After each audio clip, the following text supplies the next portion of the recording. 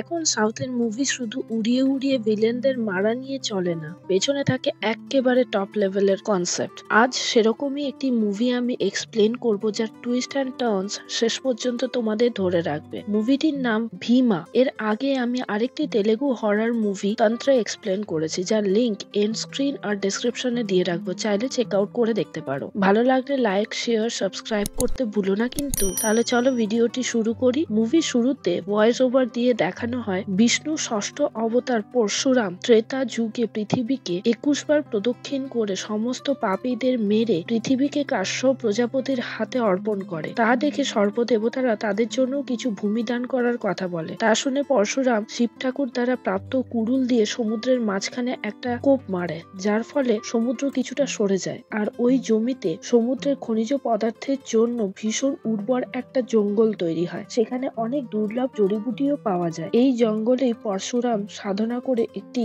শিব মন্দির নির্মাণ করে, যার পুজো স্বয়ং রাম এসে করে গেছেন। কাহিনী বর্তমান দিনে ফিরে আসে, যেখানে দেখানো হয় একটি পুরনো বন্ধ মন্দিরের কাছে কয়েকজন গ্রামবাসী বেশ কিছু রিচুয়াল করে পুজো করছে, যা দেখে একটি বাচ্চা ছেলে ভয় পেয়ে পালাতে থাকে। সেই সময় একজন বুড়ো লোক ওর হাত ধরে নেয় আর বলতে শুরু করে, এই মন্দিরে হঠাৎ করেই একটা শিবলিঙ্গ দেখা যায়, যার উপর মা গঙ্গা নিজের থেকে এসেই জল ঢালে। শোনা যায় মানুষ মারা গেলে তার আত্মা 10 দিন পর্যন্ত আমাদের মধ্যেই থাকে। এই 10 দিনে যদি কেউ ওই আত্মার নিকট আত্মীয় শেষ ইচ্ছে পূরণ করতে চায়, তাহলে ওই পরমেশ্বরের কাছে এসে এইভাবে নিয়ম মেনে পুজো দিলেই ওই আত্মা তার শরীরে প্রবেশ করে আর নিজের ইচ্ছে পূরণ করে। তাই 50 বছর আগে এক ছেলে তার বাবার শেষ ইচ্ছে পূরণ করবে বলে বাবা মারা যাওয়ার 10 দিন পূরণ হওয়ার আগেই এই মন্দিরে এসে পুজো দেয়, আর তার বাবা তার শরীরে এসে তারই মামার গলা কেটে দেয়। পরে জানা যায় তার মামাই তার বাবাকে বিষ খাইয়ে মেরেছিল। তাই সরকার সেদিন থেকেই আজ পর্যন্ত এই মন্দিরে তালা দিয়ে রেখেছে, কিন্তু তাও মানুষ পুজো দিতে ভোলেনি। এই জায়গাটার নাম মহেন্দ্রগিরি। এখানে ভবানী নামের একজন গুন্ডা থাকে, যার নামে কমপ্লেন করার জন্য একজন সৎ পুলিশ অফিসার কিছু পেট্রোল পাম্পের মালিকদের একটি গোডাউনে ডাকে। আসলে পাম্পের নামে যে 3টি ট্যাঙ্কারের পারমিট করা আছে, তাদের 2টি তো পাম্পে যায়, কিন্তু শেষ ট্যাঙ্কারটিতে কি থাকে, কোথায় যায়, পাম্পের মালিকরা কেউ জানে না। তা জানার জন্যই পুলিশ অফিসার রিটেন কমপ্লেন নিতে আলাদা করে ডেকে পাঠায় তাদের, যাতে এদের কেউ ক্ষতি না করে দেয়। কিন্তু পুলিশ বেরোনোর কিছুক্ষণের মধ্যেই ভবানী আর তার লোকেরা এই পুলিশের লাশ নিয়ে ওই গোডাউনে যায় আর ওই পাম্পের মালিকদেরও মেরে দেয়। আর ভবানীর ছেলে রুদ্র বলে, আমার এই ট্যাঙ্কারের ওপর কারোর নজর আমি দিতে দেব না। এরপর সিন 2 মাস পর আনন্দপুর নামের একটি গ্রামে শিফট করে, যেখানে আমরা সতীশ নামের একটি ঠকবাজ লোককে দেখি, যে চা খেতে খেতে বসে টিভিতে একটা খবর দেখে এবং দলবল নিয়ে হাসপাতালে ছুটে যায়। আসলে ওই আনন্দপুরে একটি বাস অ্যাক্সিডেন্ট হয়, যাতে সবাই মারা যায়। মারা যাওয়া লোকেদের ক্ষতিপূরণ বাবদ ওই লোকের পরিবারের লোকের হাতে 10 লাখ টাকা সরকার দেওয়ার ঘোষণা করে, যা শুনেই তারা হসপিটালে দৌড়য়। সেখানে 2টি বডি আনক্লেমড অবস্থায় পড়ে থাকতে দেখে তার একজন মহিলার সাথে তার স্বামী বলে পুরুষ বডির কাছে কাঁদতে শুরু করে, আর ওই বডির এগেনস্টে 10 লাখ টাকাও পেয়ে যায়। কিন্তু তাদেরকে ওই বডি সৎকার করার জন্য দেওয়া হয়। বডি সৎকার করার সময় চিতার দিকে তাকিয়ে সতীশ মদ খেয়ে বলতে থাকে, আজ তোমার জন্য আমি এত টাকা একসাথে দেখতে পেলাম, বেঁচে থাকলে তোমার ইচ্ছে নিশ্চয়ই পূরণ করতাম। তখন চিতা থেকে এমন কিছু দেখা যায়, যা দেখে সতীশের চোখ ছানা বড়া হয়ে যায়। তা কি তখন আমরা জানতে পারি না। এরপর সিন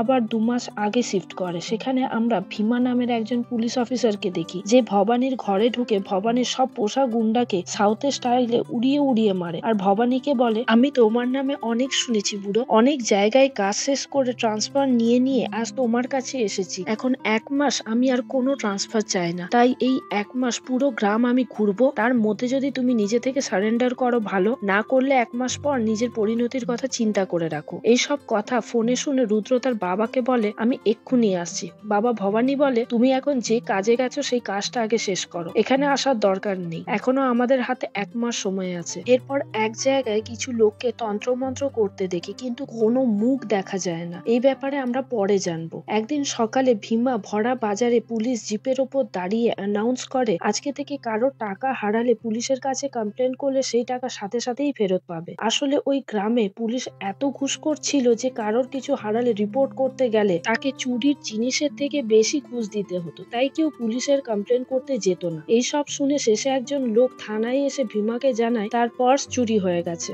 যার মধ্যে 5,000 টাকা ছিল। ভীমা একজন সুদখোরকে ডেকে 5,500 টাকা ওই লোকটিকে ফেরত দেয়, যার মধ্যে 500 টাকা ছিল ওর পার্সের দাম। আর এই টাকা এই থানার পুলিশদের কাছ থেকে মাসে মাসে সুদ সমেত কেটে নিতে বলে। যা শুনে ওখানে ডিউটিতে থাকা পুলিশ দৌড় লাগায়, সেই সব চোরদের থেকে সব পার্স উদ্ধার করে নিয়ে আসে। এইভাবে আস্তে আস্তে ওই থানার সমস্ত পুলিশকে সোজা করে দেয়। ওই গ্রামের একটি চাওয়ালা ছেলে ভীমাকে ভাই বলে ডাকলে ওকে নাম জিজ্ঞাসা করে এবং ছেলেটি ওর নাম জানায় রামা বলে। যা শুনে ভীমা কিছুটা ভাবুক হয়ে জড়িয়ে ধরে আর বলে, আজ থেকে তুই আমাকে দাদা বলেই ডাকবি। একদিন ওই বন্ধ পুরনো মন্দিরের পাশ দিয়ে যাওয়ার সময় ভীমা দাঁড়িয়ে যায়। তাকে দেখে ওখানে থাকা একজন সাধু এসে ওর মাথায় হাত দিয়ে বলে, তোমারই আমরা অপেক্ষা করছিলাম। এরপর দিব্যা নামে আমরা একটি মেয়েকে দেখি পুলিশের কাছে বডিগার্ড চাইতে আসতে। দিব্যা জানায় একটি ছেলে তার পিছনে পড়ে আছে আর বারবার হুমকি দিচ্ছে তাকে যদি বিয়ে না করে তাহলে সে অ্যাসিড ছুঁড়ে মারবে বলেছে, আর ছেলেটির সাথে অ্যাসিড বোতলও ক্যারি করে।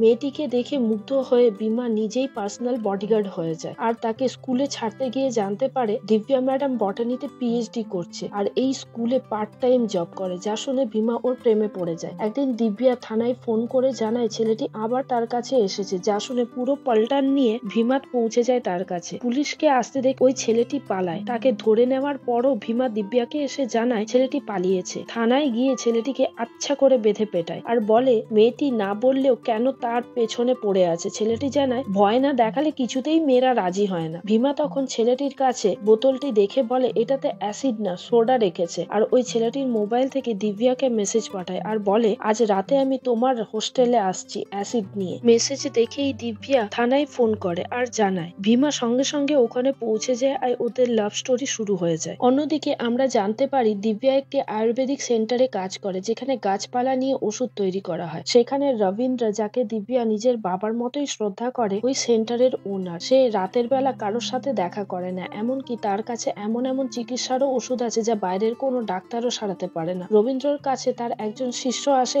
একরকম গাছ নিয়ে, যা দেখে রবীন্দ্র বলে এই গাছ তো মরা মানুষকেও বাঁচাতে পারবে। ওখানে আসা পেশেন্ট পার্টিকে জানায় এইখানে 7 জন চিরঞ্জীবীর মধ্যে পরশুরামের বাস ছিল, আশা করা যায় এখানে সঞ্জীবনী খুঁজলেও পাওয়া যেতে পারে। এই সময় ভীমা দিব্যাকে নিতে এলে গুরুজি রবীন্দ্রের সাথে তার পরিচয় হয়। অন্যদিকে ভীমার জন্য ভবানীর সমস্ত ইল্লিগাল ধান্দা বন্ধ হয়ে গেছিল। এরপর ওর নজর পড়েছিল ট্যাঙ্কারের ওপর। একদিন ভবানীর একটা ট্যাঙ্কারের অ্যাক্সিডেন্ট হয়ে যায়। এই খবর ভীমা পেয়ে সেখানে স্পটে পৌঁছে যায় আর একজন পুলিশ অ্যাম্বুলেন্স আসতে দৌড়য়। ওখানে পৌঁছে দেখে ওই ট্যাঙ্কারে অনেকগুলি বাচ্চা বাচ্চা ছেলে মেয়ে আটকে রয়েছে, যারা এতক্ষণ আটকে থাকার জন্য অসুস্থ হয়ে পড়েছিল প্রায়। এখানে আমরা জানতে পারি ভবানী এইসব বাচ্চাদেরই ট্রাফিকিং করে। ভীমার কথা জানতে পেরে তান্ডাবা মানে ভবানীর স্পেশাল সিকিউরিটির লোক ভীমার ওপর অ্যাটাক করে। এখানে ভীমাকে একটা জঙ্গল ওই বাচ্চাগুলোকে নিয়ে পার করতে হবে, যেখানে তান্ডাবার সব দলবল ছড়িয়ে রয়েছে। বাচ্চাগুলোকে অ্যাম্বুলেন্সের কাছে নিয়ে যেতে হবে, যেখানে অ্যাম্বুলেন্সের ড্রাইভার মদ খেয়ে চুর হয়ে পড়ে আছে আর অ্যাম্বুলেন্সের একটা চাকা গর্তে ঢুকে আছে। সাউথের অ্যাকশনে সবাইকে মারতে মারতে ভীমা অ্যাম্বুলেন্সের কাছে পৌঁছয় আর সব বাচ্চাকে গাড়িতে তুলে দিয়ে গাড়ির চাকাকে গর্ত থেকে বার করে। এই সময় তান্ডাবার আরেক দল গুন্ডা ভীমার ওপর অ্যাটাক করে। এই সময় বিশাল একটা ফাইটিং সিন দেখানো হয়। এখানে তান্ডাবা এমন একটা বিষ ইনজেক্ট করে ভীমার শরীরে যে ভীমা অবশ হয়ে পড়ে যায় আর ওকে তান্ডাবার লোকজন মাছ সমুদ্রে ফেলে দিয়ে আসে। এখানে আমরা আরেকটা টুইস্ট দেখতে পাই। ভীমার যমজ ভাই রামা, যে ঠিক ভীমার উল্টো, একেবারে সাদাসিধে, কোনো সাথে পাচে থাকে না। আসলে ওরা বাদামির একজন পূজারীর যমজ ছেলে। রামাকে পরি নামের একটি মেয়ে খুব ভালোবাসে, কিন্তু পরির বাবা পরির বিয়ে অন্য একজনের সাথে ঠিক করে রেখেছে, যাকে পরি একদমই পছন্দ করে না। এখানে পরি রামার সাথে পালিয়ে যেতেও তৈরি থাকে, কিন্তু রামা এতই ভীতু যে সে কিছুতেই পরীকে নিয়ে পালাতে চায় না। এখানে রামার সাথে আমরা একজন মহান্তকে দেখি, যাকে অনেক ছোটবেলা থেকেই রামা মামা বলে ডাকে। মামার সাথে কথা বলতে বলতে যাওয়ার সময় পুলিশকে আসতে দেখে রামা ভয়ে লুকিয়ে পড়ে। এখানে আমরা জানতে পারি ছোটবেলায় ভীমা জুয়া খেলে পুলিশ দেখে পালায়, কিন্তু ধরা পড়ে রামা, যার কারণে রামাকে মারতে মারতে ধরে নিয়ে গিয়ে জেলে ভরে দেয়। ওদের বাবা খবর পেয়ে যখন থানায় ভীমাকে নিয়ে যায় এবং জানায় যে দোষ করেছে ভীমা, তাহলে কেন রামাকে শাস্তি দিচ্ছে, পুলিশ তার ভুল বুঝতে পারে। ভীমা রামার কাছে গিয়ে দেখে পুলিশ রামার গায়ে মেরে দাগ ফেলে দিয়েছে। তা দেখে ওই দারোগাকে ওখানে থাকা রাইফেল দিয়ে মারতে যায়, যা দেখে ওখানের পুলিশ আটকে দেয়। আর ওর বাবা বলে এই খুনে বাচ্চাকে আজ থেকে আমি ত্যায্য পুত্র করলাম। যে পুলিশ ভীমাকে আটকে রেখেছিল সে বলে আপনি রাগ কেন করছেন, ভীমা রামার থেকে একটু আলাদা, কিন্তু ওর মন ভীষণ পরিষ্কার। ওর বাবা আর কোনো কিছু শুনতেই রাজি ছিল না, তাই ওই পুলিশ ওর বাবার অনুমতি নিয়ে ভীমাকে অ্যাডাপ্ট করে নেয়। রামা বাবার সাথে ফিরে যাওয়ার সময় ভীমা ওকে একবার ভাই বলে ডাকার অনুরোধ করে। রামা ওর দিকে ফিরেও তাকায় না আর বলে তোর মতো ভাই থাকার থেকে না থাকা ভালো। এরপর সিন আবার ভীমার কাছে চলে আসে, যেখানে দেখায় ভীমাকে আহত অবস্থায় সমুদ্র থেকে উদ্ধার করে কিছু জেলে, আর সমুদ্রে অনেকক্ষণ ডুবে থাকায় ভীমার গায়ের সব বিষ নেমে যায় আর প্রাণে বেঁচে যায়। ভীমা রবীন্দ্রের আয়ুর্বেদিক সেন্টারে গিয়ে বাচ্চাগুলোকে সেফ অবস্থায় দেখে খুশি হয় আর বুঝতে পারে যত তাড়াতাড়ি সম্ভব ভবানীকে তার পাপের শাস্তি দিতে হবে। কিন্তু ওর কাছে ভবানীর এগেনস্টে কোনো প্রমাণ নেই। এবার সে ভবানীর কাছে গিয়ে হুমকি দিয়ে জানায়, আমার 1 মাস ছুটি শেষ হয়ে গেছে, এবার তোমার জেলে যাওয়ার জন্য তৈরি থাকো। অন্যদিকে রামাকে দেখি যেখানে পড়ি এসে জানায় ওর বাবা কালই বিয়ে দিয়ে দেবে বলেছে, তাই যত তাড়াতাড়ি পারে রামা যেন নিয়ে পালায় ওকে। কিন্তু রামা কিছুতেই রাজি হচ্ছিল না। এখানে লাশ তুলে আনা সতীশকে দেখি যে রামা আর পরীকে এসে বলে, আমি তোমাদের ছোটবেলার বন্ধু, চিনতে পারছো? রামা বলে, আমার মনে নেই, কিন্তু পরী বলে, হ্যাঁ হ্যাঁ আমি চিনতে পেরেছি। যেহেতু সতীশ নাম খুবই কমন তাই ওরা এই নিয়ে মাথা ঘামায় না। সতীশ ওদের বলে, আমি তোমাদের বিয়ের সব ব্যবস্থা করে দেবো। আর পরীকে ওই রাতেই তুলে সতীশ আর রামা মহেন্দ্রগিরিতে পৌঁছয়। পরদিন সকালে রামা পরীর কাছে জানতে চায় সতীশ কোথায় গেছে। পরী জানায় আজ সকালে এখানের কোনো পুরনো মন্দিরে তাদের বিয়ের ব্যবস্থা করতে গেছে। তখনই সতীশের ফোন ওখানে বাজে, যা রামা ধরে নেয় আর জানতে পারে সতীশ একজন ঠকবাজ। পরীর গয়নাগুলো চুরি করার জন্যই ও এখানে এনেছে। ওই সময় সতীশ পৌঁছে রামাকে জানায় আজ প্রথমবার কোনো কাজ স্বার্থ ছাড়াই করছে। সাথে এও জানায় ওর ভাই ভীমা যে ওই গ্রামে প্রায় ভগবানের সমান, আজ 9তম দিন তার মারা যাওয়ার। এখানে ফ্ল্যাশব্যাকে দেখায় ভবানীর চাইল্ড ট্রাফিকিং বিজনেস তান্ডাবা আর তার ছেলে রুদ্রাই দেখাশোনা করে। আসলে ওরা রাস্তার অনাথ ছেলেদের ধরে আনে, তাই কেউ মিসিং কমপ্লেনও করে না। এসব জানতে পেরে ভীমা রুদ্রা আর তান্ডাবাকে ধরার জন্য প্ল্যান করে। এই প্ল্যানের কথা একজন পুলিশ রুদ্রাকে গ্রামে ঢোকার আগেই জানিয়ে দেয়, যা শুনে রুদ্রা খেপে গিয়ে মুভির শুরুতে যে পুলিশ অফিসারকে মেরেছিল তার বউকে পেটাতে পেটাতে নিয়ে ভীমার কাছে আসে আর জানায়, এর স্বামীর যা অবস্থা করেছিলাম আজ তোমারও তাই করব। ভীমা মেয়েদের ওপর হাত ওঠাতে দেখে ভয়ঙ্কর হয়ে যায়। সব লোককে মেরে রুদ্রাকে মারতে মারতে একটা বোটের নিচে ঢুকিয়ে দেয় আর ওখানেই দিব্যার সাথে রোম্যান্স করতে থাকে। এই সময় দিব্যা একটা ছেলেকে দেখে আর ভীমা ওকে আটকে জানতে চায়, তুমি এত রাতে কোথায় যাচ্ছ? ছেলেটি তখন জানায়, গুরুজি মানে রবীন্দ্রের কাছে এই স্পেশাল গাছের চারাটি পৌঁছতে, যা অমাবস্যার রাতেই দেখতে পাওয়া যায়। এই কথা শুনে দিব্যার সন্দেহ হয়, কারণ সে জানতো গুরুজি রাতে কারোর সাথে দেখা করে না। তাই সে ভীমাকে একটু বসতে বলে ওই ছেলের পেছনে যায় আর ওই বন্ধ হওয়া মন্দিরের পেছনে রাস্তা দিয়ে পৌঁছে যায়। ওখানে গিয়ে দিব্যার পিলে চমকে যায়। আসলে ওখানে ওই ট্রাফিকিং করা অনাথ বাচ্চাদের ওপর একটা টেস্ট চলছে, যার মাথা ওর গুরুজি রবীন্দ্র জঙ্গলে পাওয়া দুর্লভ চারা গাছ দিয়ে গুরুজি সঞ্জীবনী বানাচ্ছে, যা এইসব বাচ্চাদের ওপর প্রয়োগ করে হিউম্যান ট্রায়াল চালানো হচ্ছে, যার দ্বারা প্রথমে এক একটি বাচ্চাকে মেরে তার ওপর ওই সঞ্জীবনী লিকুইড শরীরে ঢুকিয়ে বাচ্চাটিকে বাঁচিয়ে তোলা হচ্ছে। কিন্তু কিছুক্ষণের মধ্যেই বাচ্চাটি রক্তবমি করে মারা যাচ্ছে। রবীন্দ্রের কাছে জানতে চায় বাকিরা বাচ্চারাই কেন। তখন রবীন্দ্র জানায় বাচ্চাদের ইমিউনিটি খুব স্ট্রং হয়, তাই ওদেরই চুজ করা হয়েছে। এইসব দেখে দিব্যা ভীমাকে ফোন করে ওখানে পৌঁছতে বলে। ভীমা এসে দেখে ততক্ষণে দিব্যাকে ধরে ফেলেছে গুরুজি আর ওর মাথায় একটা অ্যারো বিষ মাখিয়ে ধরে রেখেছে। ভীমা একটু এপাশ ওপাশ করলেই ওই তীর দিব্যার মগজে ঢুকে যাবে। এখানে রবীন্দ্র জানায় ও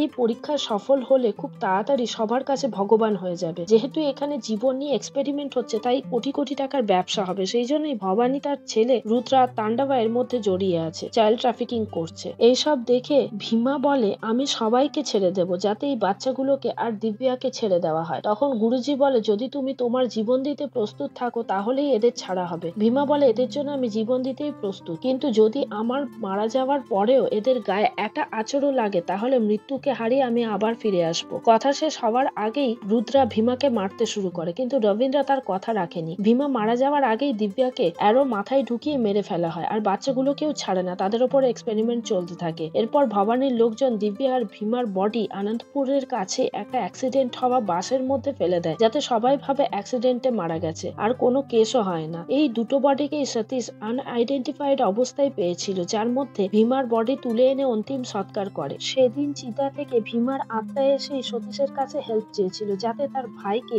ওই পুরনো মন্দিরে তার মারা যাওয়ার 10 দিনের মধ্যেই আনা হয়। তাহলে রামা যদি তার রুদ্রাক্ষের মালা ছিঁড়ে অনুমতি দেয়, ভীমা তার শরীরে প্রবেশ করে তার শেষ প্রতিশোধ নিতে পারবে। এইসব ঘটনায় সতীশ রামাকে শোনাচ্ছিল। সেই সময় সতীশ জানায় ভীমাকে তার শরীর ইউজ করার কথাও বলেছিল, কিন্তু ভীমা বলে সে এমন একজনের মধ্যেই প্রবেশ করতে পারবে যার মধ্যে তার রক্ত বইছে, তাই তার যমজ ভাই রামাকেই লাগবে। এই সময় রুদ্রা সেখানে পৌঁছে যায়, কারণ গাড়িতে সতীশের সাথে আসতে দেখে রামাকে ভেবে নিয়েছিল ভীমা হয়তো কোনোভাবে বেঁচে গেছে। রামা আর পরীকে নিয়ে গুরুজির কাছে যায় রুদ্রা। রামাকে দেখে সবাই ভাবে ভীমা ফিরে এসেছে, তাই সবাই ভয়ে কাজ বন্ধ করে দেয়। কিন্তু গুরুজি রামাকে আর তার বডি ল্যাঙ্গুয়েজ দেখে বুঝতে পারে এটা ভীমা কিছুতেই হতে পারে না, তাই ওদের বেঁধে রেখে বাচ্চাদের ওপর এক্সপেরিমেন্ট শুরু করতে বলে। বাচ্চাদের ওপর অত্যাচার হতে দেখে পরি রামাকে কনভিন্স করা শুরু করে আর বলে, তোমার ভাইকে তুমি যতই অপছন্দ করো, এই বাচ্চাগুলোর জন্য তোমার ভাই ভীমা ভগবান, তাই রুদ্রাক্ষের মালা ছিঁড়ে ভীমাকে মন দিয়ে ডাক তোমাকে দিতেই হবে, না হলে এই বাচ্চাগুলোকে বাঁচানো যাবে না। অনিচ্ছা সত্ত্বেও রামা মেনে নেয় আর রুদ্রাক্ষের মালা ছিঁড়ে ফেলে আর ভীমা ও শরীরে প্রবেশ করার অনুমতি দেয়। এরপর ভীমা রামার শরীরে প্রবেশ করলে সবাইকে এক এক করে চিৎপাত করে। রুদ্রা, তাণ্ডবা, ভবানী পুরো কাত হয়ে যায়। এরপর সময় হয় গুরুজি রবীন্দ্রর। এখানে আমরা জানতে পারি